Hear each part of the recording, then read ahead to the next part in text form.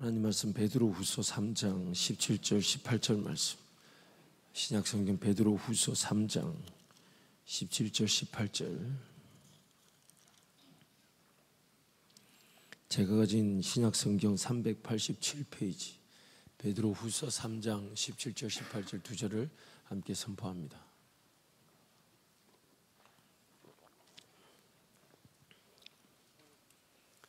두 절 말씀 함께 선포합니다. 그러므로 사랑하는 자들아, 너희가 이것을 미리 알았은즉 무법한 자들의 미혹에 이끌려 너희가 굳센 데서 떨어질까 삼가라. 오직 우리 주 곧 구주 예수 그리스도의 은혜와 그를 아는 지식에서 자라가라. 영광이 이제와 영원한 날까지 그에게 있을지어다. 아멘.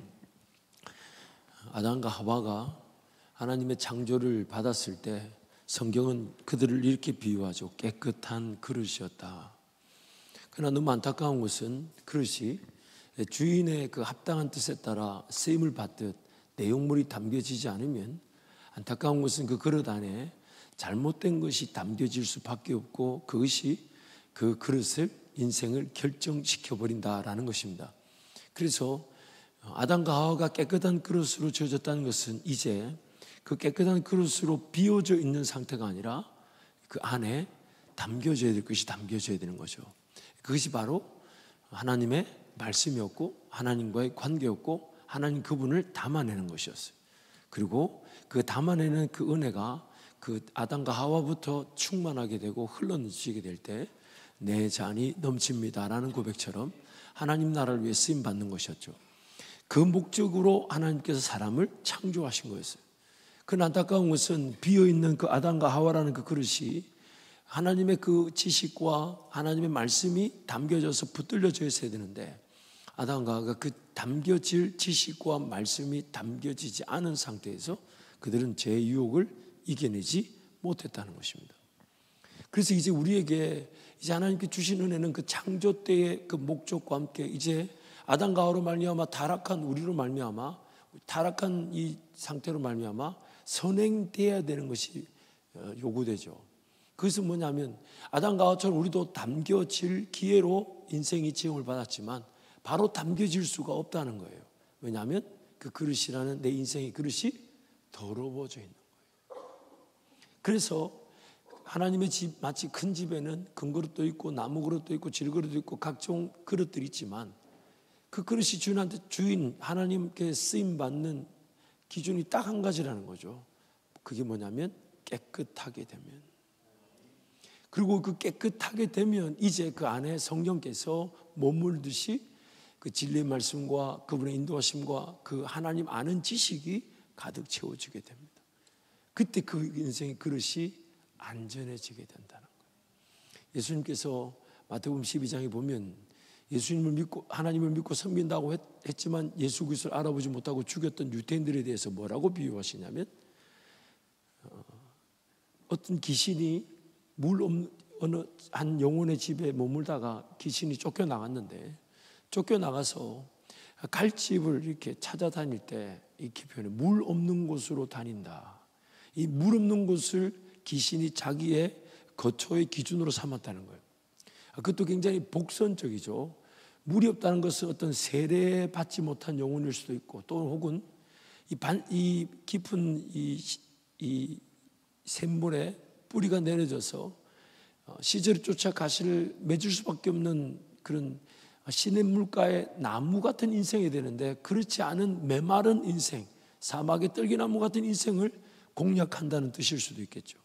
근데 이렇게 마귀가 돌아다니다 보니까 여의치가 않아서 자기가 나왔던 그 영혼의 집으로 들어가 보니까 자기를 쫓아낼 때 그 영혼의 집이 비고 소재되고 수리되고 청소되었는데, 안타까운 것은 깨끗하게 비어져 있기만 했다는 겁니다. 그래서 이 귀신이 7을 더 데리고 그게 공격해서 들어가려고 한다. 예수님이 이렇게 얘기하셨죠. 이 악한 세대가 이전보다 나중 형편이 더 심하게 될 것이다. 오늘 우리 현실적으로 적용하면 예수를 믿기 이전에는 몰랐으니까 그냥 세상 사람들이 살아가는 방식대로 내 하고 싶은 대로 내 원하는 대로 이런저런 도전하며 살았지만, 예수를 믿고 나니까 뭐가 요구되는 게 많아요. 이것도 필요하다, 저것도 필요하다. 다 내 힘으로 할 수 없다고 하는데 하나님만이 하신다는 거, 하나님 하시는 그 일이 나에게 이게 필요하고 저게 필요하고 모든 게 많다, 이런 느낌을 가질 수 있죠. 그것은 내 심령이 예수 그리스도로 말미암아 깨끗해진 상태로만 있어서는 안 된다는 거예요. 성령이 내 영혼을 잡아주셔야 된다는 거예요. 성령이 내 안에 가득하셔야 된다는 거예요. 그래서 성령께서 우리 가운데 나타나셔서 하시는 일을 요한복음 14장 28절 이렇게 얘기하죠. 보혜사 곧 성령 그가 우리 가운데 오시면 예수님께서 말씀하신 모든 말씀을 우리에게 생각나게 하시고 또한 모든 것을 가르쳐 주신다. 그래서 성령의 역사는 뭐냐면 예수의 말씀이 생각나고 예수의 말씀을 기반으로 모든 것을 가르쳐 주신대요. 그래서 예수님께서 이 사도 바울이 복음서에 서신의 끝머리에 이런 인사를 하죠. 예수 그리스도를 아는 지식에서 자라가라. 오늘 내가 자라날 수 있는 것은, 내가 안전할 수 있는 것은 내 안에 예수님 때문에 깨끗해진 내 영혼 안에 이제, 그래서 에스겔서 36장의 말씀 보면 구원을 받을 우리에 대한 예언을 이렇게 해놨죠. 하나님께서 맑은 물로 흩어진 모든 나라들 가운데서 우리를 끌어모으시고 예수 피를 상징하던 맑은 물로 우리를 씻겨내시고 또한 우리 안에 새 영을 창조하시고 그리고 강팍하고 굳었던 마음을 부드럽게 만들어주시고 뭔가 하나님 말씀을 받아들여 심을 수 있는 토양으로 만들어주신다는 거죠.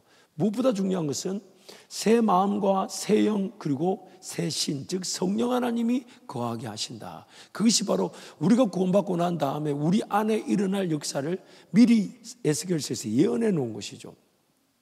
그래서 오늘 우리 영적인 생활에 이제 어떤 하나님께서 구원을 받고 난 다음에 우리의 삶의 목표점이 뭔가 하면, 오늘 구원을 받고 난 다음에 이 땅에 남겨있는 우리 삶의 목표는 뭐냐면 창조의 목적을 반드시 완성하셔야만 하는 하나님의 뜻이 있는데 그 창조의 목적이 뭐냐면 하나님을 아는 지식으로 내가 하나님을 닮아 성장하여, 하나님 아는 지식이면 충분한 줄 알아 거기에 내 인생 모두를 연합하듯 걸어낼 때, 그래서 그 하나님 아는 지식으로 하나님과 연합할 수 있는 삶, 그것이 바로 우리가 안전하면서 또한 창조 목적을 이루는 우리의 삶, 구원받고 난 다음에 땅에 남겨진 삶이라는 거예요. 그래서 히브리서로 하나님을 알다 할 때 그 알다라는 단어가 야다인데, 이 야다라는 단어가 어디에서 또 쓰이냐면 남녀가 하나가 되듯 동침하듯 한 몸을 이룰 때 그 야다라는 단어를 씁니다. 안다라는 것은 지금 당장에 서로를 아는 것에서부터 그리고 남편과 아내 간의 관계 속에서 아는 것까지 온전한 연합을 이룰 수 있는 그 기준이 된다는 것이죠. 그래서 하나님께서 오늘 우리에게 구원받고 난 다음에 우리의 삶을 하나님께서 은혜 가운데 인도해 가실 때 오늘 우리의 삶이 하나님 아는 지식에서 자라가게 하는 거죠. 그래서 그것을 성경의 다른 표현으로 이렇게 말하죠. 그리스도의 장성한 분량에까지 이르게 한다. 그리고 사도 바울이 이렇게 얘기했어요. 그리스도의 장성한 분량이 뭐냐면 빌립보서 말씀에 예수 그리스도를 아는 지식이라고 그랬어요. 그게 가장 고상하기 때문에 다른 모든 것들은 배설물로 해로 여긴다고 그렇게 말씀했던 것이에요. 그래서 지금 예수 그리스도 그 장성한 분량 한계가 없는 거죠. 그분은 참 사람이시면서 또한 참 하나님이시기에 그분을 배우고 그분을 알아가는 것은 영원한 성장을 뜻하는 것입니다. 그리고 영원한 성장은 예수 그리스도와 영원히 하나가 되는 거예요. 단순한 예로 내가 몰랐던 지식을 깨닫고 내가 몰랐던 지혜를 깨달을 때 우리는 그 지혜와 지식의 근원에 의존력이 생기죠. 뭔가 궁금한 게 있고 뭔가 해결해야 될 일 있을 때마다, 지금 제가 말하는 게 여러분 잘 들려요? 이게 반응이 없으니까 빨리 하고 나가라는 듯한 분위기가, 아니 이게 뭔가 이해가 되면 고개라도 좀 끄덕여주고 이래야 되는데 이게 전혀 이게 뭐라 그럴까, 네 거 하고 빨리 가라 이런 분위기가 약간 내 마귀 미혹인지 모르겠는데, 그러니까 막 총무집사님 막 계속 아멘을 하는 것 같아. 또 이렇게 얘기하다 보니까 총무집사님도 아멘도 가식인 것처럼 미혹에 있고 거짓의 영과 미혹은 따라갈지어다. 이건 제 문제인 것 같아요. 그래서 여러분 어디까지 했나? 빨리 끝나라는 분위기잖아.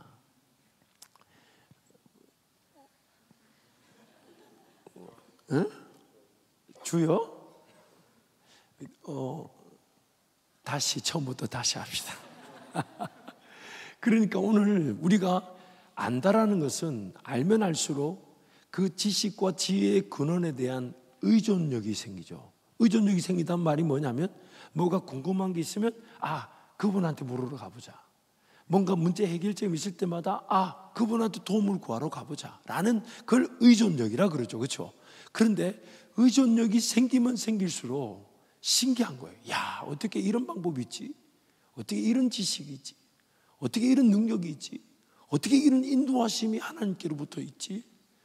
그러니까 하나님 그분에 대한 의존력이 점점 높아지는 거예요.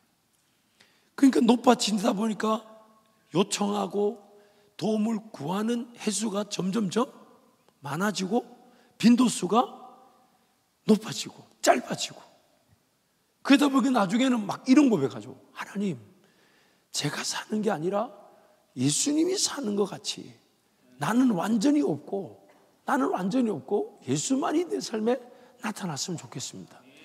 뭘 생각하든지 뭘 계획하든지 뭘 꿈꾸든지 어떤 일을 하든지 간에 예수님 그분이 더 알아지고 더 깨달아지고 더 맛보아지고 더 경험되어지는 삶이 되기를 원합니다. 나는 죽고 예수만이 영광을 받으시면 좋겠습니다. 나는 죽고 예수만이 영광을 받는다. 그때가 바로 예수와 내가 연합되는 거죠. 나는 여전히 펄펄 살아있지만 예수님께 묻기만 하면 예수님이 지혜를 주실 때, 능력을 주실 때 그 의존력이 점점 높아지다가 매 순간에 할 수만 있다면 예수님 이건 뭐예요?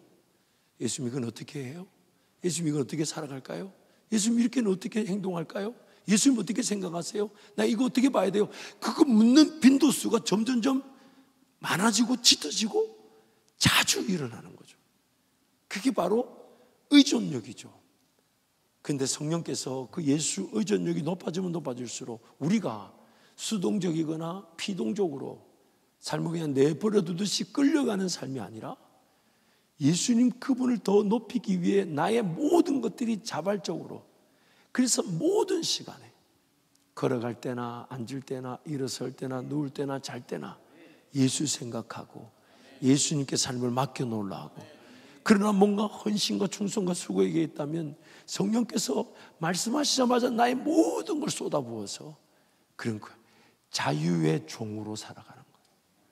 복음의 종으로 살아가는 거예요. 그래서 오늘 우리가 그 은혜의 길을 걸어가면서 성령께서 이제 그것을 예수 그리스도를 아는 지식에서 우리를 자라가게 하시는데, 예수 그리스도를 아는 지식에서 자라가게 하실 때 성령의 초점이 있습니다. 그게 뭐냐면 불법에서부터 우리를 건져내시는 건데, 불법이란 말은 내버려 둬도 성령의 지혜와 지식과 인도하심이 없을 때도 우리 머릿속에 우리 마음속에 이미 잘못된 지식과 방법과 인간적인 시도와 그런 노력이 가득 차 있다는 거죠.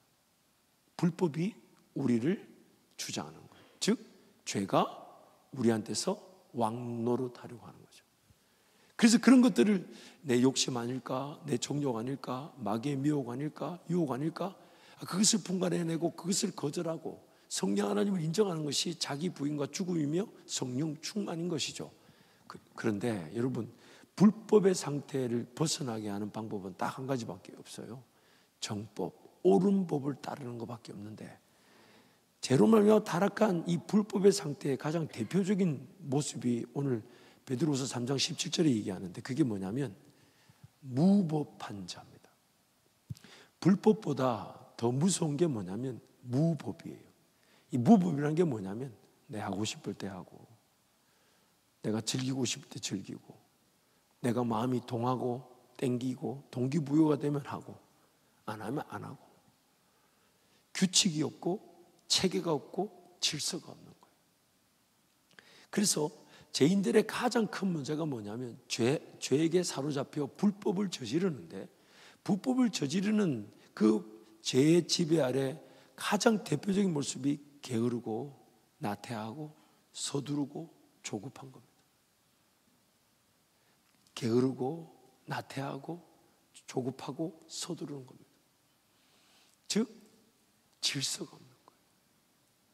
오늘 예배드리러 가니까 한번 가보지 뭐 헌금 옆에서 하니까 바구니 돌아가는데 안 할 수는 없고 돈 1,000원이라도 하지. 물론 그 가치를 함부로 평가절하해서는 안 되겠지만 하나님 그분께 드리는 시간과 물질에 대한 혹은 내 삶을 하나님 앞에 드린다면서 질서와 체계와 어떤 이 규칙이 없이 내 삶은 결코 뭔가 담아낼 만한 능력이 되지 않습니다. 비단 예로 여러분 삶의 실력은요, 습관이죠. 거룩한 습관, 리더십적 습관, 삶을 다스리는 습관, 삶을 방치해 두지 않고 훈련과 단련의 과정을 통해 습관을 만들어 놓는 거예요. 공부 잘하는 사람들의 특징이 뭐예요? 공부하는 것이 습관이 되어 있어요. 근데 그 습관을 만들지 않으면 어떤 것도 열매를 거둘 수가 없어요. 지속적이고 꾸준한 것이 아니면 열매를 거둘 수 없어요. 오늘 씨 뿌릴 때 씨 뿌리고 내일 풀을 뽑아야 되는데 다음에 뽑지 지금 물 줘야 되는데 내일 주지 체계가 없고 질서가 없고 원리가 없고 규칙이 없어요. 그러니까 열매를 거둘 수가 없어요. 그래서 성령 하나님께서 오늘 설교를 한 달에 20분만 해야 되는 거지? 그래 알았어. 이제 지금 보니까 이제 5분 남았네. 5분. 요즘 한날 무서워서 시간 지켜야 돼. 시간 지켜야 돼. 다 돼가요. 5분밖에 안 남았어. 성령 하나님께서 예수 그리스도를 아는 지식에서 자라가게 하심으로 우리를 어디서부터 건져내시냐면 무법한 상태에서 올바른 법 위에 세우시는 거예요. 그래서 이렇게 말해요. 우리를 죄와 사망의 법에서 건져낼 것은 생명의 성령의 법밖에 없다. 법이 무슨 뜻입니까? 법이라는 게 뭐예요? 분명한 질서가 있고 규칙이 있고 체계가 있다는 거예요. 그러므로 오늘 이 젊은 날에 무엇을 계획하고 무슨 은혜를 삼어야 되냐면 하나님과의 관계의 삶이 내 삶에 질서를, 체계를, 규칙을 가져다 줄 수 있는가? 그거를 훈련하는 거예요. 그래서 제자 훈련한다는 것은 물론 그간의 가르침의 내용, 습득할 내용, 인지할 내용, 또 적용해 볼 내용 이런 게 분명히 배워지겠지만 체계적으로 말씀을 배우는 그 과정 속에 습관을 만드는 거죠. 말씀 읽는 습관, 기도하는 습관, 예배하는 습관. 그런데 어느 순간 그 습관이 굉장한 삶의 기쁨으로 바뀔 때가 있어요. 하나님을 만나는 기쁨과 음성이 들리는 기쁨과 또한 하나님 나라를 보게 되는 기쁨과 하나님의 영광을 차지하게 되는 기쁨. 그래서 그 기도의 자리에서 주님과의 은밀한 독대를 즐거워하는 거죠. 그래서 그 기도를 하고 싶을 때 가서 하는 기도가 아니라 내 삶의 시간표 중에 우선순위를 딱 세워두고 심지어 장소도 구별해 놓고 그 시간에 그곳에서 기도는 내 그 어떤 것과도 타협하지 않는다.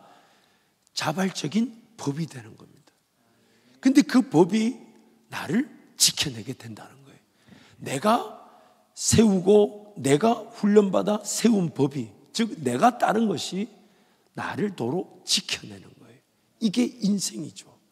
그러므로 오늘 여러분의 삶에 그것이 문화적 사명, 즉 어떤 일터에서 직장이든 사업이든 간에 그 일을 감당하는 그곳에서 하나님의 영광과 능력을 맛보는 일에도 분명히 체계와 질서가 필요하죠. 출근하고 싶을 때 출근하고 퇴근하실 때 퇴근하는 사람은 결코 직장에서 인정받을 수 없고 어떤 성과를 나타낼 수 없어요. 그래서 모든 삶이 마찬가지예요. 분명한 법이 있어야 되고 질서가 있어야 되고 내가 따르고 내가 존중하고 내가 지키는 것이 나중에 내 영향력과 가치가 되어 나를 존중해주고 나를 세워주고 나를 인정받게 만들어주죠. 그러기에 영적인 것은 더하죠. 하나님과의 관계 중심의 삶에 그 하나님 그분을 만나기 위한 시간, 예배하기 위한 시간, 헌신하는 거, 물질 관리 이런 것들을 법을 만드는 거예요. 점점점 그 법은 열매를 거두게 되면 강화되죠.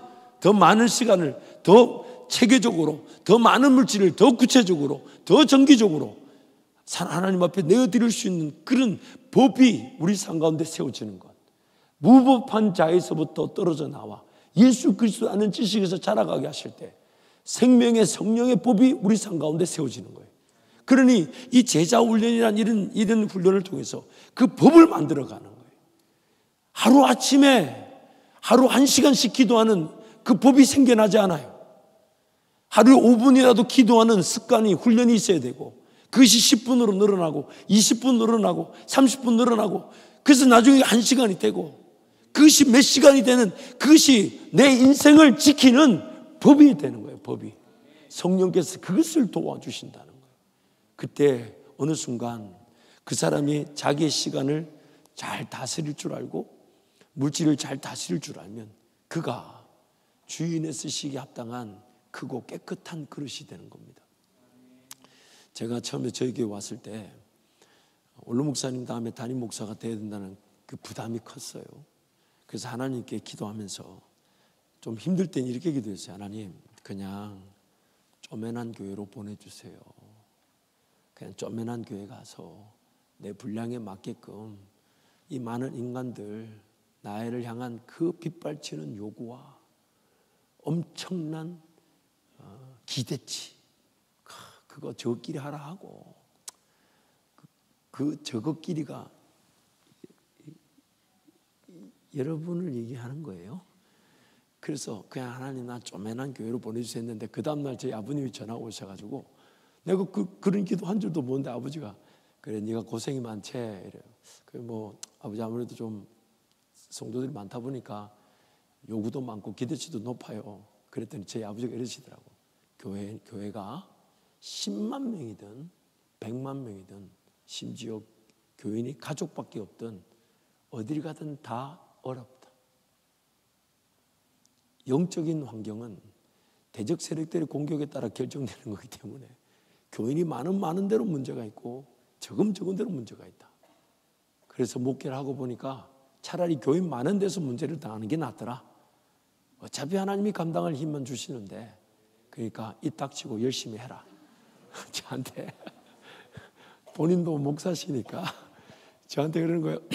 신방이 많죠. 근데 그런 질문 뭐하러 하는지 몰라. 떠보는 거야. 뭐야 신방이 많죠. 그래서 그때 마치 뭐 제가 철이 없어가지고 그때는 막 뜨거울 때니까 우리 교인 전체 목장 신방을 할 때였어요. 와, 그때 제가 6개월 만에 신방을 끝냈어요. 일주일에 20군데씩 돌아다녔는데 6개월 만에 겨우 신방을 끝낼 때인데, 그때 좀 아버지가 신방이 많지 그래. 안 그래도 아버지 신방이 많아서 지금 6개월이 됐는데 지금 다 못 바쳐서 했더니 아버지가 나는 3일이면 끝난다. 감사해라.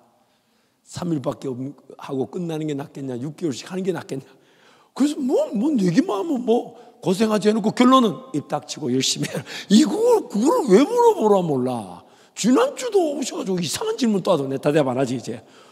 기승전 입 닥치고 열심히 하라니까. 근데 저희 교회 처음 왔을 때 그 부담이 컸죠. 그래서 하나님, 제가 어떻게 하면 좋을까요? 어떻게 하면 하나님께서 허락하신 이 자리 저도 훈련을 받으면서 또 감당할 수 있을까요? 그랬더니 제 마음에 감동인 것 같아요. 영암 목사가 새벽 2시부터 5시까지 매일 3시간 기도했다. 그렇다면 너는 하고 오히려 저한테 너는 그럼 어떻게 하면 좋겠냐라고 저한테 물으시는 것 같았어요. 그래서 가만히 기도 자리에서 앉아서 가만히, 이거는 뭐 큰 진리 문제도 아니고 내가 볼 때 산수 문제야. 3시간을 기도했다. 근데 이제 당장 새벽 2시에 내가 깨어날 만한 능력이 없는 거예요, 제가. 그래가지고 그래서 이제 나중에 원로 목사님과 살짝 대화하다 보니까 목사님도 처음부터 2시를 깬 게 아니야. 서서히 일어나는 시간을 연습하셔서 2시부터 5시까지 그 기도 시간이 정착된 거더라고요. 그래서 하나님, 저도 연습할 기회로 기도의 시간들 깨어날 수 있도록 도와주시되, 깨어나는 시간은 2시가 아닐지언정 그것은 곧 연습해서 그 시간을 따라잡더라도 하나님 아침에 저에게 최소한 3시간 1분은 기도하게 도와주세요. 3시간을 기도하면서 주님과 동행해서 오늘 이 교회를 섬기셨다면, 제가 이 교회의 은혜 위에 더 큰 은혜를 사모한다면 하나님 3시간 1분 더 기도의 자리에 있게 도와주세요. 그래서 제가 새벽에 이제 4시 반을 깨우고 4시를 깨우고 3시 반 왔다 갔다 지금 하고 있는데, 그렇지만 언제부터 깼든지 중요하지 않고 깨워주실 나를 훈련을 통해 나를 세우실 걸 믿고, 그런데 죽었다 생각하고 강단에서 3시간 1분 버티기 합니다. 근데 놀라운 것은 예전에 3시간 1분을 시계를 한 5, 6번 봤어요. 한 30분 기도하고 시계 보고 또 기도하고 1시간 반 남았네 이러면서 버텼어요. 왜? 처음부터 그렇게 깊은 기도를 내가 하고 싶다고 할 수 있는 영적인 사람은 아무도 없습니다. 내가 마음 먹고는 하루 종일 성경만 읽어야지 되든가요? 안 됩니다. 어떤 것이든지 간에 그것이 육적이든 영적이든 사람에게 세워지는 모든 습관과 문화는 반드시 그 훈련과 단련, 즉 법이 되어가는 과정 속에 인내의 훈련이 필요한 것이죠. 그래서 기다렸는데 요즘 감사한 것은 시계를 보지 않아도 된다는 거예요. 졸 때도 있습니다. 여전히 기도가 잘 안 될 때도 있어요. 하지만 훈련의 그런 내용과 성숙의 내용을 볼 때 예전에 제가 누리지 못했던 그 영적인 맛을 하나님 지금 맛보게 하시는 거죠. 그리고 그 기도가 아니었다면 여러분이란 인간들을 이기기가 쉽지는 않아요. 제가 나중에 은퇴하고 나면 복지법인을 하나 세우고 자격증 신설반을 만들 생각이에요. 자격증 교육과정을 통해 자격증을 발부하는 민간 단체를 만들 텐데 그 자격증 이름이 뭐냐면 민원처리반. 완전 담임 목사의 90%의 업무가 뭐냐면 민원처리예요. 이건 어떻게 해요? 저건 어떻게 해요? 이건 어떻게 해요? 저기만 많이 주면 어떡하고 우리 많이. 그리고 성도들이 담임 목사를 은행으로 알아. 하여튼 재정만 필요하면 저한테 자꾸 들이밀고 어떻게든 만들어내라고. 그래서 예전에는 저도 돈 없어 했는데 이제는 돈 없어요 말도 할 힘이 없어가지고 상대를 안 해요. 그냥 주님이 도우십니다 하고 그대로 저도 갔다 와서 하나님 돈이 필요하다는데 하나님이 책임져 주십시오. 웃자고 한 얘기예요. 또 어디 가가지고 또.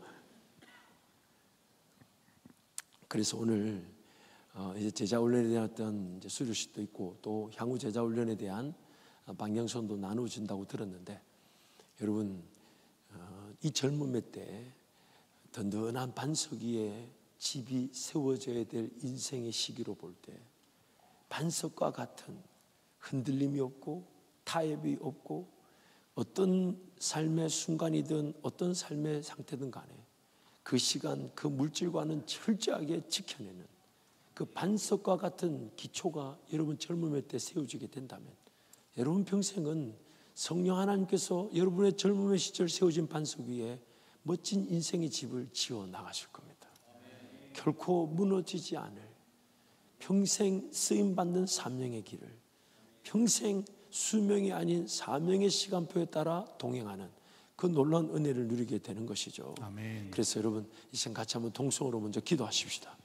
여러분 기도할 때 하나님 내 인생 이 젊은 날 이제 어쩌면 인생을 설계하고 계획하는 출발선에서 하나님과의 그 관계 중심의 삶이 마치 반석이신 예수 그리스도 위에 놓여지듯 반석처럼 자리 잡게 하여 주십시오.